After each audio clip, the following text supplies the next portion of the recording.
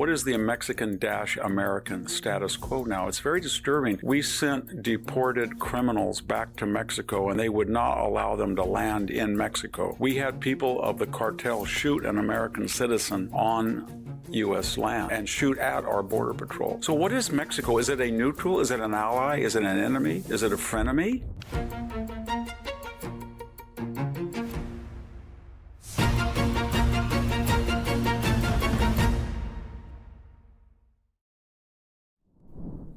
Hello, this is Victor Davis Hanson for the Daily Signal.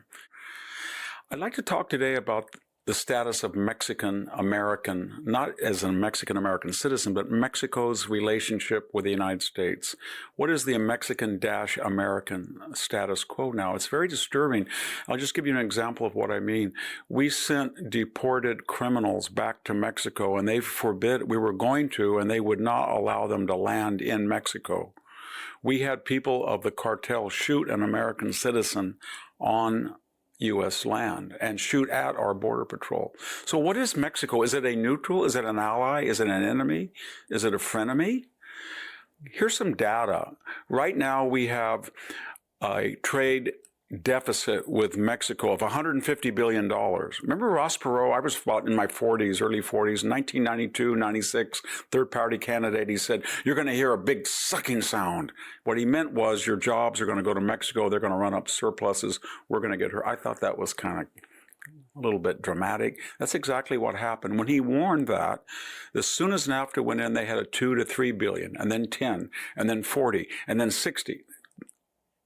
The deficit with Mexico will be about 168 billion per year now. It was in 2024. It'll be bigger, 167 billion. That does not include the $63 billion that Mexican expatriates, the vast majority here illegally, send back to Mexico. And it's worse than that.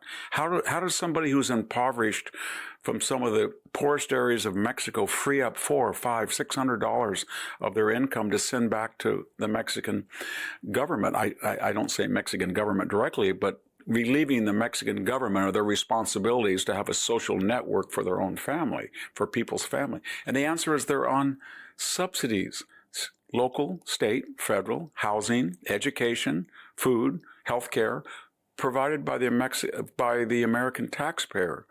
And a third thing that's very worrisome, we should all be worrisome, on average, 75,000 Americans die of fentanyl overdoses per year. And it's been going on for several years, at least a decade. But here's the problem. It's not, as Mr. Obrador say, our fault. Partly an addict, he has to take responsibility. But the cartels take raw products to make fentanyl, shipped in deliberately by China, who wants us to suffer, and then repackages it in special cartel industries, and then disguises it for export into the United States, sometimes by lacing it into fake pharmaceuticals that are prescription drugs, and sometimes putting it into opiates so that the user may get a high but won't be killed, but may be killed because they're inexact or they're deliberate, who knows. And if you total that up over a decade, that's 750,000 deaths. That's more than all of the wars of the 20th century and the 21st century. World War I, World War II, Korea, Vietnam, First Gulf War, Iraq, Afghanistan, all the people who died by our enemies. The Mexican government or the cartels, and I say Mexican government by enabling the cartels, have killed Americans. It's worse than that. And in addition to that, the Mexican government votes against the United States on almost every major referendum at the United Nations, especially anything to deal with the Middle East. So this is my point. They are deliberately exporting their poor, and now we had 12 million people come in, and their way of thinking, this is wonderful. We have a safety valve, so if we have internal dissension because we've exploited indigenous people, we send them to the United States. Number two, they send back $63 billion. It's our second largest source of foreign exchange, more than tourism and oil, right next to the trade surplus we get with the United States. And then the cartels We don't know how much they make, but that money is fungible. So between these trade surplus of 167 billion plus the 63 billion in remittances, plus whatever the cartel make, 20, 30 billion from their opiate sales in the United States, we're getting over $200 billion off this asymmetrical relationship. And we pay the United States back by saying, if you dare deport people who have committed a felony or a crime, we're going to block your arrival. So I don't know what Mexico is, but I know what we can do about it. 20% tax on anybody who sends anywhere in the United States money back to Mexico. That would raise about $12 billion. That would send a message. And then we have a tariff. Donald Trump says he's going to do it very quickly. And that would tell Mexico, you're not going to run up $167 billion under the guise of the North American Free Trade Association. Not going to happen. And then we're going to tell them, if you don't deal with the cartels, we will. And I think Mexico will come to attention. And we will not have Ms. Sheinbaum, the president of Mexico, saying what Mr. Obrador did during the Biden administration. It's a beautiful thing that 40 million people have come to the United States illegally. Oh, by the way, I suggest all you people who can vote in the United States vote against Republican.